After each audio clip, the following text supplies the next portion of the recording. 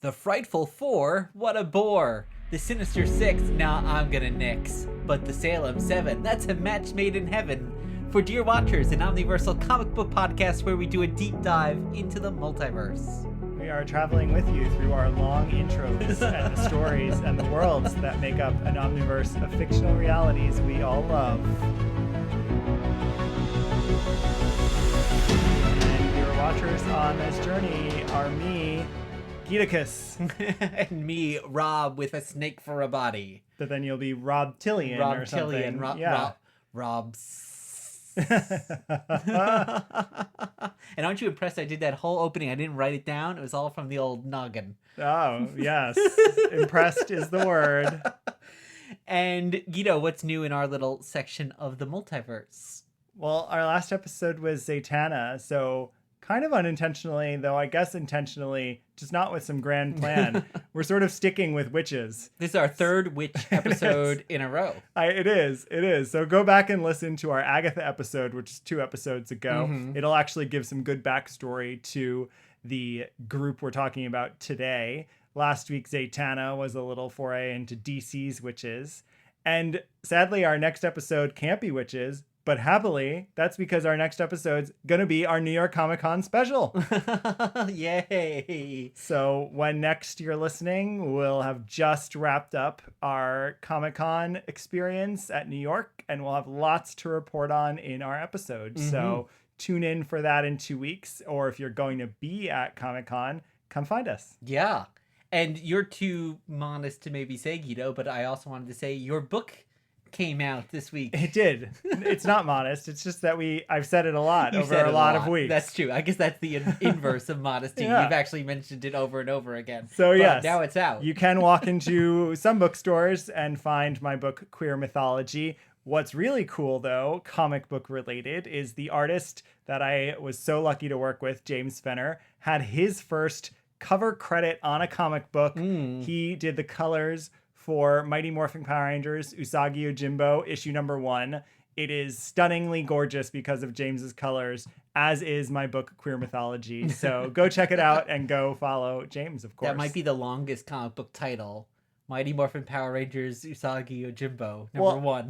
That might not be its title, but that's just what it is. It's a crossover book. So well, if you're joining us for the first time, we have 3 parts of our journey today through the multiverse: origins of the story, exploring multiversity, and pondering possibility. So thanks for coming along. And remember, leave us a 5-star review wherever you're listening, and find us on social media, Dear Watchers. And with that, dear witches, I can't believe it took us 3 weeks to come up with that one. And with that, dear witchers, welcome to episode 144. Let's check out what's happening in the multiverse with today's travels to our alternate universe.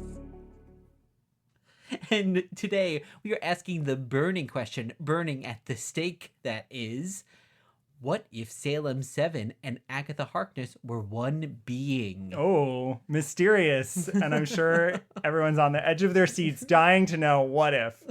But we'll tell you, because the Earth that we're covering somewhat overshadows the Salem 7 focus of today, because it is our first foray into Marvel's Ultimate Universe. Ooh. So we've never covered Earth 1610, which in over 3 years and over 140 episodes should tell you how I feel about the universe. Not a fan. But before we dive into today's discussion, I will very briefly summarize for those of you who don't know what Marvel's Ultimate Universe was/is. So in an attempt to make money at a time of struggle and free themselves from the golden shackles of continuity, which I think are good, that's why I'm calling them golden, Marvel decided to create a whole new universe without an in-universe explanation, like DC had done many times, without it being an Elseworld story, because they kept to the core of the character origins, for the most part, that people were familiar with. So this debuts in 2000 with Ultimate Spider-Man by Brian Michael Bendis, expands with Ultimate X-Men, a ton of miniseries, The Ultimates, which is their version of Avengers, deeply inspired the MCU in countless ways, and in 2006 leads to the Ultimate Fantastic Four, which actually has a few different creative teams over its run. We are reading right toward the end of the line. Actually, within a year, the whole line sort of implodes in quite a violent ending, actually, then gets a soft reboot 2 more times before being destroyed in 2015's Secret Wars, though finally fully rebooted just this year in 2024. So before we get more into the characters and the content we're focused on today, what was your background with Ultimate Comics prior to this reading? 0. But you were aware it existed. Yes, I was aware. I had known that Miles Morales was connected to the Ultimate Universe, which was pretty much my only knowledge of the Ultimate Universe.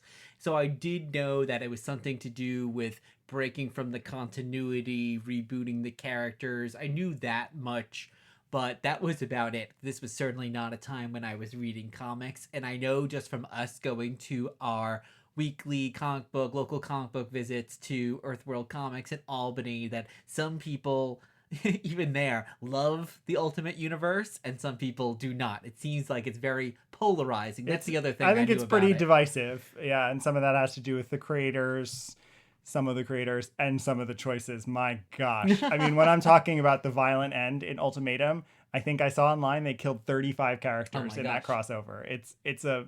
There are some strange choices in it. So were you reading this when it first came out? Absolutely not. I was angry at it. I still might be 24 years later. I didn't read it. I was uninterested. I liked continuity. I was reading all of the core Marvel comics. I was a fan of DC's reboots, but they were always explained. So I was not interested in just jumping into something totally new. Spider-Man being the first also would not have been a hook for me. So I paid attention to what was happening in X-Men and the terrible choices that were going on in that line. And I then, even a few years after the line ended, decided to buy every single trade paperback of Ultimate X-Men, try to read it, and I really couldn't, and have since sold them all. So I'm really just not a fan of Ultimate But you're trying Comics. to collect all of X-Men, so do you need to buy them back, or do you consider those I part do of not have X-Men? single issues. I do not consider them X-Men. So that's a loophole in your collecting In there. theory, I will probably need to buy them one day. Luckily, they're not worth that much money because they're really just not good to most people. But yes. Well, we know your background there with the Ultimate Comics, but what, Guido, is your background with the Salem Seven? Because that's the other part of today's question. I only really knew they existed. I'll get more into this era of Fantastic Four when we talk about the issue, but they've only been in a dozen titles total, not titles, even issues, a dozen issues. They are barely exist. So I only really knew they existed. I probably learned the most I knew about them when we were watching WandaVision and trying to, with everyone else on the internet, figure out what are all the possible things happening Salem here. 7, and Swarm. Those are the 3 things that are definitely going to be in this series. And the Zodiac. And I mean, there were so many different directions it could have gone in. And so I think at that point, like, I was learning a little bit more about them. But they really are quite minimal. Again, so I was simply aware they existed, which I think no one can say anything other than that, considering that they've had so few appearances. But what was your background with this group? Well, I mostly had heard their name when we were watching WandaVision, and we'd talk amongst ourselves and with Elliot, trying to predict what's there and hearing the name Salem 7. But then I didn't really even know what they looked like. And then we started reading for today's episode, and I saw a picture of them. It was like, oh my gosh, that's the Salem 7, because I mainly read Marvel Universe, the handbook. And they were in a lot of the handbooks. Yes, I remember them in the Master Edition at some point. So I just remember the look. I remember, there's a guy with a water cannon for a hand, and there's a woman who's part snake, and it doesn't seem like they should go together. They felt like they shouldn't. Like amalgamation of all these other characters. So they always had stuck in my brain. I couldn't have even told you that they were called the Salem 7, but when we were reading the issue for today's episode, I was like, oh my gosh, I know exactly who these people are only by appearance. So that's my background. We've even been to Salem multiple times It's and true. have never thought about doing a reading on one of those trips. Although this is not Salem, Massachusetts, though. So Well, they were at some point historically, that's true. but yes, They then they're started part of New Salem. Yes. Well, we'll get into that now. So let's conjure up our origins of the story. Right now on this very show, you're going to get the answer to all your questions. Our amazing story begins a few years ago. So this is Fantastic Four, Volume 1, Issue 186 from Marvel Comics. Enter Salem 7 from September 1977. Fitting, right? They should have done July. Then it would have been 777. That's true. I was thinking that when I was writing that out. So this issue is written by Len Wein, penciled by George Perez, inked by Joe Sinnott, though they're credited as art by George Perez and Joe Sinnott, I have to say. Colored by Glynis Wein, lettered by John Costanza, edited by Len. So this is a legendary duo. Len Wein, of course, co-created Wolverine, Swamp Thing, relaunched the X-Men just 2 years prior to this. Really is a Marvel DC legend already at this point and would just go on to continue that path. Perez, same deal, although at this point he's 23. Wow. He's already a bit of a legend. He's done Avengers and Fantastic Four for the most part. But 3 years after this, less than 3 years after this, he's going to create Teen Titans, co-create Teen Titans. So Perez, legend in the making at this point.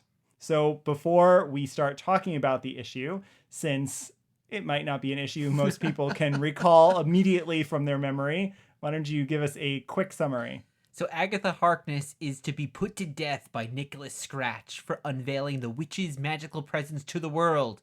But the FF try to save her, but tangle with the Salem Seven, who each have powers designed to specifically defeat the Fantastic Four. However, of course, our heroes defeat the Salem Seven, and the rest of the witches turn on Scratch, imprisoning him in another dimension. And as the Fantastic Four and Agatha fly away, she reveals that Scratch was in fact her son. I love that final panel, I have to say. But the names of our Salem Seven, I just want to say, because they're going to differ throughout this episode. But this crew, the OG Salem Seven, are Bruticus, Hydron, Thorn, With two N's. Vacuum. With a K. Yeah, I mean, all these spellings are totally off. Gazelle, Gazelle. Reptilla, and Vertigo. So one of them is a word, one is an animal, and the rest are made up bonkers things. So let's start with your first impressions. What'd you think of this? Definitely. Well, what age is this considered? This is Bronze Age. Bronze Age. Well, very much like what I think of It comics is a from this quintessential era. Fantastic Four Bronze Age issue. It takes like probably about to read this issue as it took like to read like 2 or 3 of the other more modern issues that we're going to Yes, talk about. for sure. But I have to say, so I alluded to this earlier, this era of Fantastic Four is a massive reread I'm trying to do. I'm right now stuck in Silver Age and can't get out, and really want to get to Bronze Age because I think this era is so good. I think it is just fun, and structurally as a story, what I love about every Fantastic Four of this era is like, this is a standalone one-issue story. However, it picks up immediately where previous things left off and sets up at the end in that really melodramatic final panel of Agatha revealing that was her son, sets up a future that actually doesn't pay off for like almost 5, 6, 7 years. It's almost a decade before that story even pays off. So the way Fantastic Four is constructed as a soap opera with like these episodic superhero elements, I simply love. And I think this issue is a great example of that. You know, we talked about on the show before about our fairly recent love of Doctor Who or the Doctor Who reboot. Yeah. And that format That's true. very much is that, where it's mostly standalone stories, but there is a soap opera element. There's a continuing storyline that goes throughout, but they all act kind of on their own. I can kind of really see a through line there. Yeah. Yeah, I agree. And that's the kind of story I love and resonates with me. So I loved that. I loved that you get a recap at the beginning of like what got them where they are. But this issue is truly standalone. And then like I said, love the Agatha reveal at the end because it opens the door to so many questions. In a lot of ways, we're going to be talking about this actually a lot more in our next segment. But when I read that and saw the Agatha reveal at the end, I thought, this is all very MCU. Mm-hmm. Let's bring in some characters. Let's set stuff up.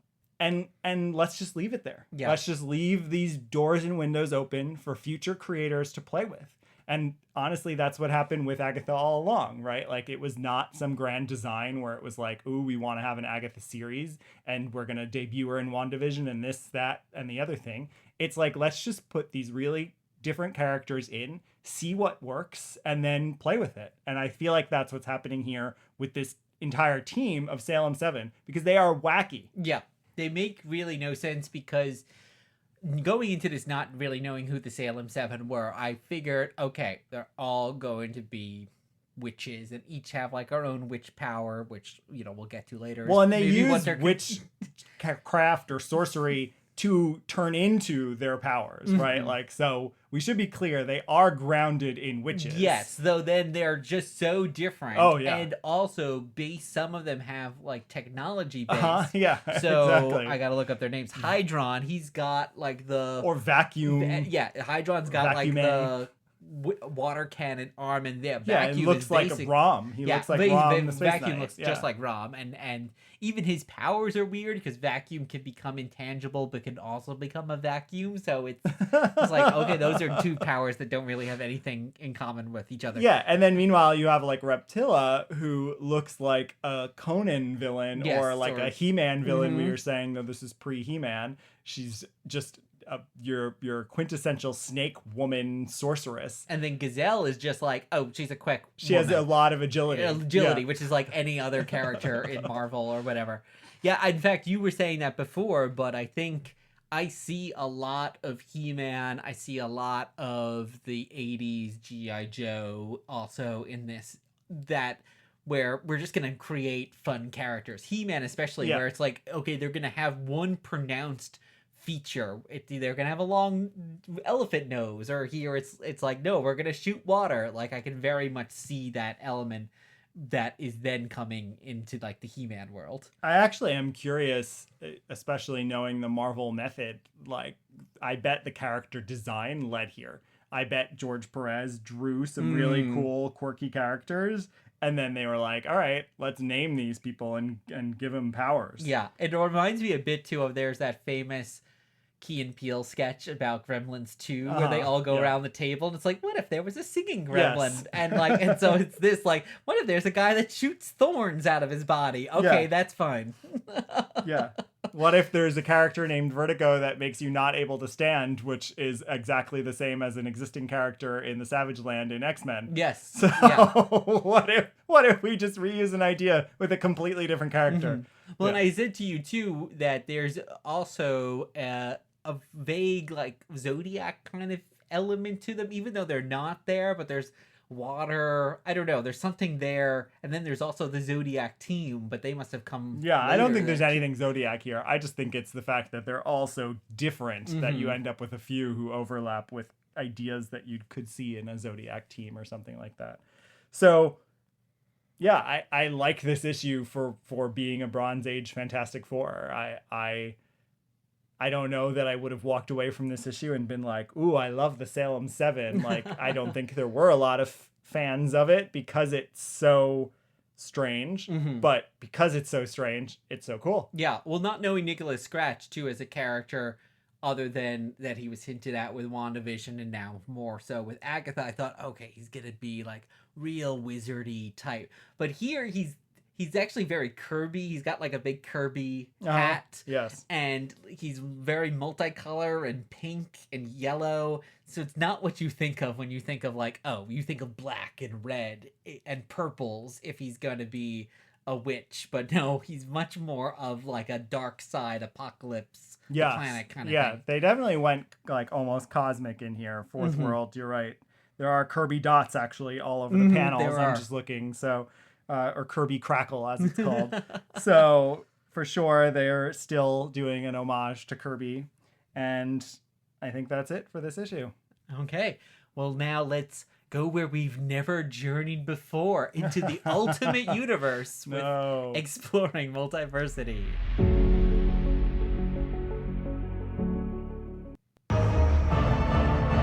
I am your guide through these vast new realities.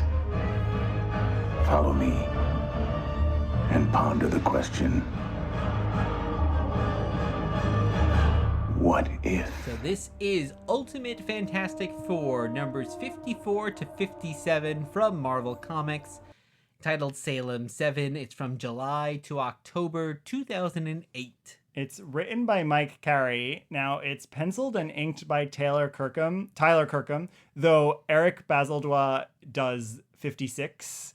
And however, the art is credited to Top Cow. So clearly there's some deal here at this point. I didn't dig into it because I don't care, and I'll share why shortly. But Top Cow is, of course, the major Image art house from Mark Silvestri. And so they clearly contracted is the word I was looking for, Top Cow to do the art here, and that's how Tyler Kirkham got on here. The colorist is Blonde, the letterist is Russ Wooten, and the editors are Bill Roseman, Lauren Sankovic, and Ralph Macchio. Mike Carey at this point is pretty famous, I think, for his X-Men run. Obviously, that's what I'm biased in. The X-Men run is happening actually parallel to this, slightly before / parallel to this. He was also quite famous at this point. He's a British writer who done a lot of 2000 AD and did a lot at Vertigo, including Hellblazer and Lucifer and The Unwritten, which is one of my favorite Vertigo titles. 7 character Vertigo, though. The publishing house. The publishing house Vertigo, yes. Maybe that's why they hired him. At this point, Tyler Kirkham is known exclusively for his work at Top Cow, and he is now still a DC artist that's pretty well regarded. So before we get into this arc, why don't you give us a summary of these 4 issues? Okay, very abbreviated summary here. Sue finds a strange egg in Salem and examines its slimy contents. Meanwhile, a superhero group called the Seven, also from Salem, coincidence? I think not. But Salem, Oregon, in this case. Yes. Just to be clear. Arrive in Manhattan and usurp the Fantastic Four as the premier superhero team. Also arriving is S.H.I.E.L.D. agent Agatha Harkness, who starts to turn the FF against each other, helped along by romantic tensions between Reed and Sue. The Seven attack Sue, who is saved by Namor, and he reveals that the Seven is actually an ancient Hydra creature that destroyed Atlantis and will populate and multiply forever, and that Agatha is actually part of the Seven. Agatha and the Seven have captured Johnny and intend to use his power to multiply to infinity, destroying the world, or something like that. But Namor and the FF team up to defeat the villains, with Sue turning their bodies into living bombs that destroys their horde of eggs. So just to be clear, because I don't think your summary makes it clear, they're one being. Yes. It is one creature who is taking on the appearance of Agatha and the Seven. And in this world, the Seven are Alpha Dog, Filament, Ghostware, Neuropath, Penultimate, Primal Screamer, and Synchron, which are great names and all like late 90s punk names, right? Like, or something. I don't know. Yeah, well, there's a band, Primal Scream, Yeah. So yeah. But all of it, Ghostware, Synchron, Ghostware, like, Filament, Alpha Dog. Yeah, there's something post-grunge going on here. But general impressions, I guess. Well, I love the characterization of the Fantastic Four, like I did also with the previous issue, because the Fantastic Four are such great characters, and I think Mike Carey really did encapsulate like Ben and all those characters. Once you though get into like the plot element, yeah, it gets kind of confusing, because even the idea that Agatha and all of the Seven are one just doesn't, I don't know, it's never really fully explained, and they come from these eggs. They were also in Atlantis.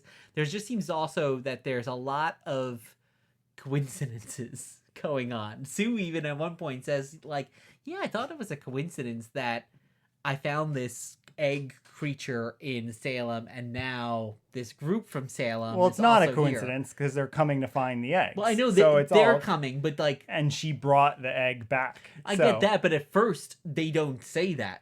Like that, but they well, that's know because that you don't know the reveal. Oh, I guess, I don't think there's a lot of coincidences. I think it's very convoluted, and I love Mike Carey as a writer, and I think this is a fun sci-fi story.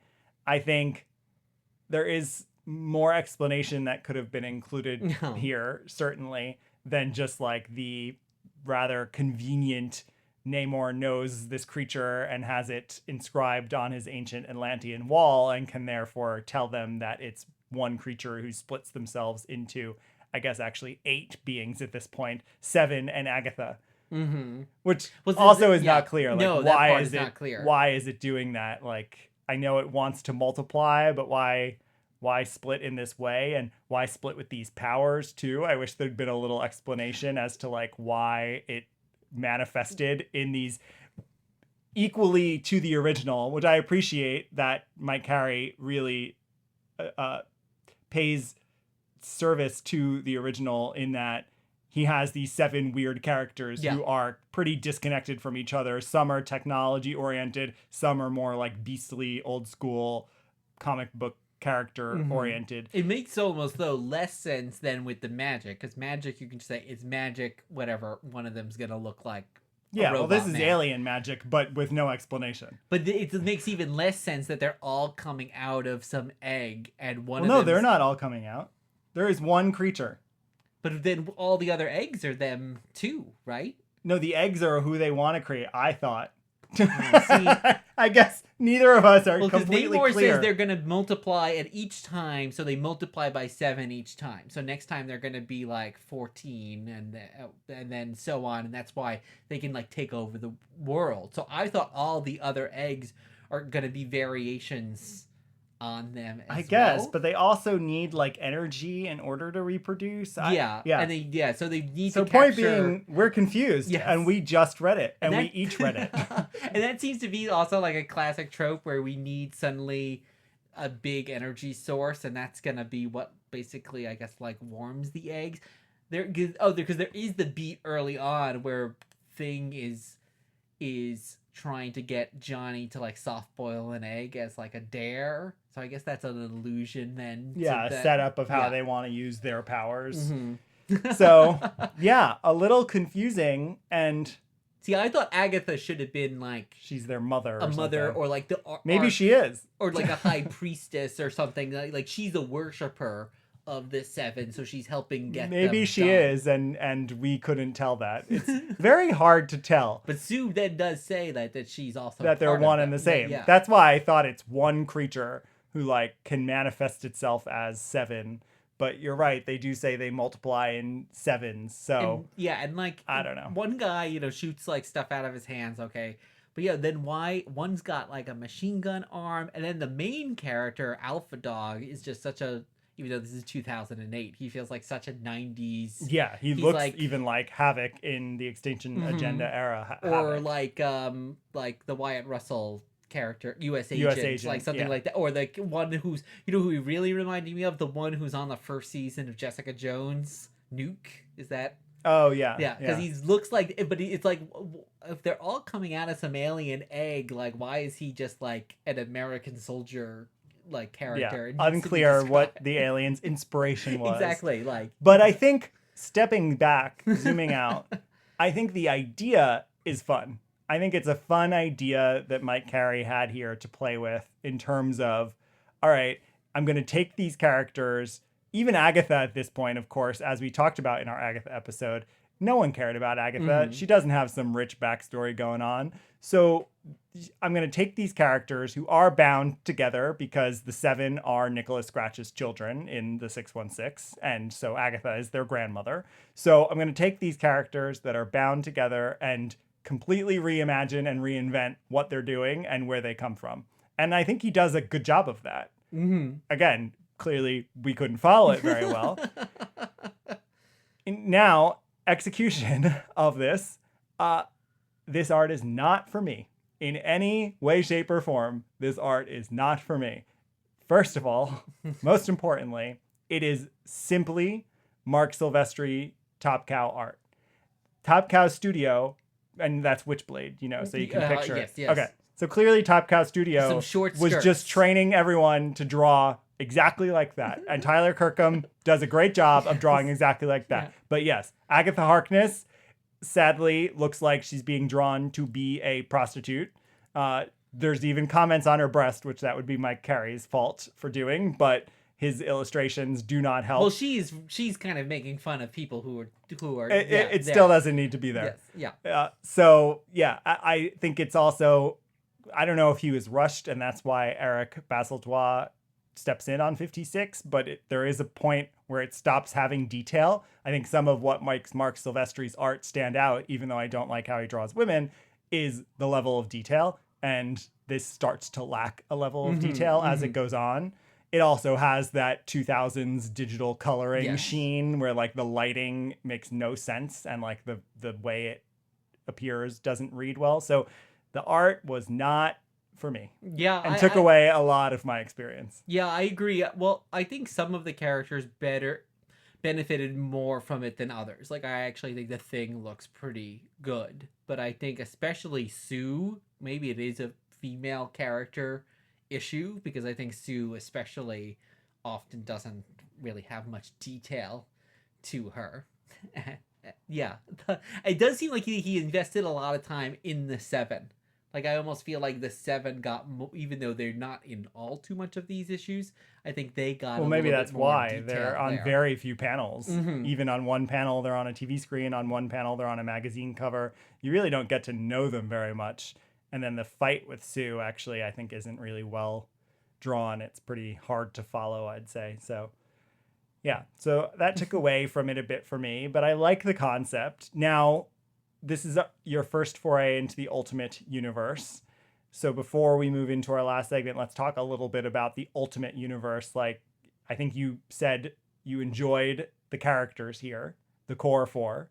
Do you like the sort of reinvention that's happening around them? Obviously, here they allude to the Triskelion and S.H.I.E.L.D. and Carol Danvers is running it. And so, like, do you like that it's this different world? Did you not like it? What were you thinking about while you read it? Well, like you said before, that there are so many seeds of the MCU here. That's what I was thinking about, where the MCU basically, in so many ways, took the Ultimate concept and put it on screen. Because In what way? How do you mean that? Well, by that I mean, basically, we took characters, especially like a Spider-Man or someone like that, who in the comics has had now this long, very convoluted history, is married, child, and we're going to take him back to the beginning. We're going to make him a high school student. He's going to be in love with MJ, and we're going to go back there. And even other characters like Iron Man, we're going to see his origin story introduced there. So I think in many ways they did that. And also they took some key elements of characters, but were not afraid to change them if it made it make more sense with like what they've already created. They weren't feeling, slavishly connected just to the original context. What do you think? Yeah, I agree. I think the Ultimate Universe definitely was the inspiration for the MCU in many ways, not just Samuel L. Jackson and not just Captain America's uniform.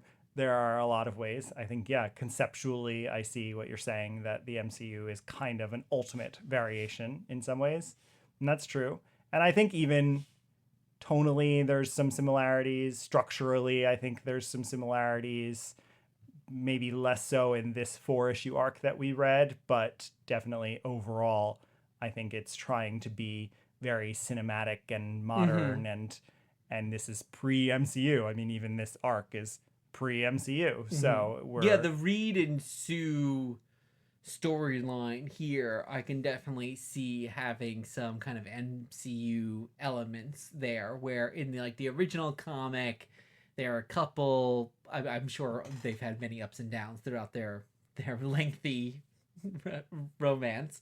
But here especially, I think you really get that soap opera element of Reed is pining after her and Sue is kind of rejecting him there. So I can definitely see and then Namor that. dynamic, although that's in the comics Totally, as we know. yeah. So yeah, that is the fun part of the Ultimate Universe, and the same thing as MCU, which is taking things that we know and sort of twisting them up a little. Well, let's talk a little bit about the MCU, shall we? With our final segment, Pondering Possibilities. the future you describe be averted, averted, averted? So, Guido, what are we talking about for Pondering Possibilities? Well, we have seen Salem 7 on screen. So we are going to spoil the first Third? episode. No, not the first, second. Second episode. Let's say second. The second Yes. episode of Agatha All Along. But not a huge spoiler. Not really. Just the fact that the Salem 7 appears. And I'm figuring we're going to see them again because we see them very briefly. Well, one of them is in the But- main title billing, so she's probably going to see her again. Yes, I imagine we will. But it'll be fun to talk about also just how they reinvented this team, because in a lot of ways, what all three of our stories did today is take this concept and sort of just run in whatever direction they wanted with it. And I'm going to assume the MCU is going to be the same. Yeah, I can't imagine that Jack Schaefer was like, okay, Salem 7, one's going to be a robot, one's going to be a snake lady. Right. But, I mean, you found something interesting in the credits, which is, as you've mentioned, that one is named Vertigo. So one has the name of the original team member, Vertigo, and is the actor that's in the main credits for the show. And she is like a Shakespearean actor, a performance artist. She was just in the new Exorcist movie, so she's got some serious credits there. But the other six who are credited as Snake, Crow, Fox, Rat, Owl, and Coyote, so they're clearly doing something there. Those six are not named in the main credits, right? No, they're not in the main credits. They were just in like the end credits. So I don't think we're going to see as much from them. And they're also stunt performers as well. So they might just be for the physicality. We might not actually engage any of them. It reminds me of what they did also in like the Black Widow movie, where you had like one or two widows that you actually got to hear from. And then everyone else had names, but they were probably stunt performers. Yeah. So it's interesting. I mean, when we see them in the early part of the season of Agatha, they're wearing black cloaks. We see one of them is a rat in the mall, and that's what sort of signals to Agatha like they need to move on. We see one as the coyote in the street. So they're all, I'm assuming, just going to be creatures that can turn into animals, or witches that can turn into animals. Witch animals, rats and coyotes and bat. Yeah. Except for Vertigo, who doesn't have an animal to be. So, and I'm assuming by being in the credits, we're going to meet Vertigo. So it'll be interesting to see what they do with that. Does Vertigo just give people vertigo, as she does to Ben Grimm in her first appearance? Or is there more to her power set? And the biggest question, of course, is, are these seven going to be Nicholas Scratch's children? Now, they are literally, this is not in the issue we read, but it's in their next appearance years later. They are actually Nicholas Scratch's children. This is not like, I trained this witch and it's my child. Yeah. No, it's like I had 7 different women who I got pregnant. I don't think they're going to go that way. And they each gave birth to these 7 creatures. I think witches. They could do like they all came from him, but not like were his like physical children. Or he imbued his power into them. That too. But that would require that we meet Nicholas Scratch. Yes. Which we haven't yet, at least as of this recording. Unless we have. Unless we have. But no, we haven't. Well, the whole thing that was making me think how they reinvented the Salem 7 and constantly seem to reinvent the Salem 7 really also reminded me of how the MCU has approached Agatha as a character. And also some other characters. But like the Agatha we see in the MCU is not really the Agatha at all from the comics. Yeah. Like she doesn't have the same personality. She doesn't look the same. She's not hired to be like governess for Franklin Richards. No. And I'm assuming we won't ever see Catherine Hahn be the governess to Franklin Richards. Though it'd be fun. That would be fun. In like 20 years, get her back. But they wanted a witch character. They wanted the character associated with Wanda. So they kind of put them together. So I like that they just kind of created our own character, but they're using the name. And that's really reminds me of the approach that they had in the Ultimates, where, okay, we're going to create our own characters, but we're going to use a pre-existing name. And now what they're also doing again for the Salem 7. And Salem 7 really lends itself to that, because they're that level of character. And this is true actually with the other Agatha characters, because you had pointed out, I was trying not to read about the show, that the other witches on the quest, other than Jennifer Kale, who I obviously knew as a character, but the other two are also characters who've shown up for like an issue in the Marvel universe. So it just, that sort of creative license is something the MCU has expressed, and Salem 7 lends itself to that. Take these characters who have a cool name, who don't have a concept anyone cares about. There's no story we need to be faithful to. Let's just use them as a character.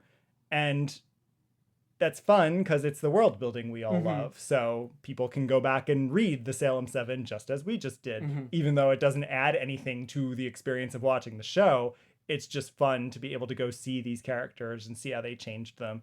And the same is true for the other witches in Agatha's Coven. You could go find their appearances. I'm sure you're not going to see a roadmap for the show in that, but you'll get to see some echoes of it. And that's what's so cool and what the MCU can do really well. Yeah, and I think they've done it a few other times. You know, kind of a random example, but one other character I was thinking is how they approach the Zemo character as well. Because you kind of see him in the mask. He's kind of a master manipulator, but he's not really the character from the comics as well. I think they wanted to use that character like as a jumping off point.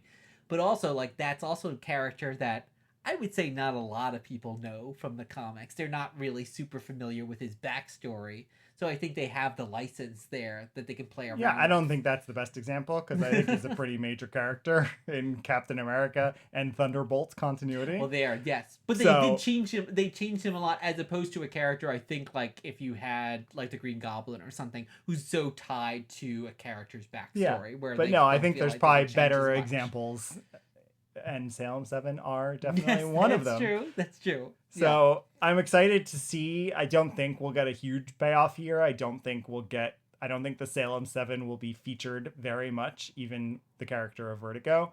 I don't think we'll get a whole lot of backstory on them. I think they'll probably just be used as villain devices, which I'm fine with. I'm curious to see. I'm wondering if they're not going to turn out to be the real villains, but actually maybe ultimately a bit more heroic. I don't know. I could see that kind of. I don't know. Guess we'll find out. So I think that brings us to the end of our journey with the Salem 7. That is a wrap, dear watchers. Thank you for listening. I've been, what was my name? Gitacor, right? Because, I don't know, one of those weird names like Bruticus, Giticus. Yeah, and now I can't remember. You're Rob, you wanted to be Rob's, but I said Rob Tilia. Rob, yeah, exactly. And the reading list is in our show notes. You can follow us on all social media, or most social media, at Dear Watchers. Please leave a review wherever you listen. We'll be back with you soon for another trip through New York Comic Con. And in the meantime, in the words of Owatu, keep pondering the possibility.